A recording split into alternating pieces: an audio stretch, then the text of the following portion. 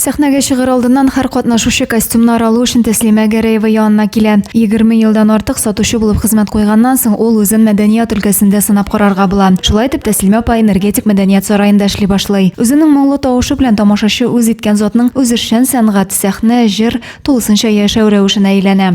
Шул яннары миңа тәкъдим иттеләр костюмер булып эшләргә.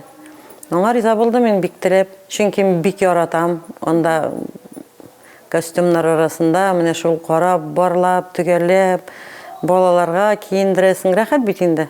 Бала киенә, матур итеп, сиңа ашый, аңа ашый, сөенеч бит. Сәхнә киемнәре саклана торган бүлмәгә килеп керү белән тәртип, хезмәткә җаваплылык күзгә ташлана. Һәр кайсы юылган, үтүкләнгән, билгеләнгән урынга куелган. Энергетик мәдәният сараеның костюмнар бүлмәсендә 1000нән артык костюм бар. Алар барсы да төрле, бик матурлар. Һәрберсенең үз тарихы. Буларның барсына да Тәслимә апа җаваплы.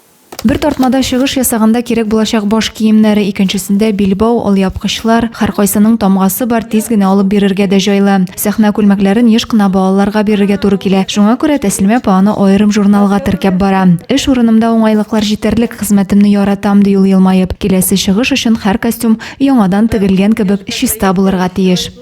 Һәр чыгыштан соң костюмнарын жуарга кирәк. Менә инде тостымалар, обязательно алар жуылырга тиеш. Каршы аласың, поднослар белән чәкчәкләр, ипиләр куела бит инде. Чәкчәкнең баллары, мойлары ябышып кала. Шуңа күрә жуарга туры килә һәрберсендә. Нинди генә һөнәр иясе булса да, җыр, сәхнә аның аерылгысыз юлдашы. Район күләмендә уздырылган бер генә мәдәни чара да Тәслимә Гәрәевадан башка үтми. Зәвыклы костюмнары, матур җырлары белән һәркемне үзенә тарта. Кечкенәдән җырлыйм, туган як, әниләр турында җырлар күңелемә якын ди ул.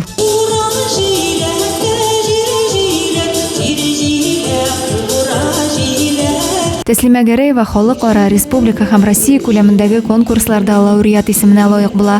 Тормыш иптәше Фәннур Миникаев җитәкләгән Адымнар татар мәдәни клубы әгъзасы. Гаиләсендә ул яраткан хатын, кадерле әни, оныкларына сөекле дәвәни. Адилә Бөрханова, Денис Ипатов, Зей хәбәрләре.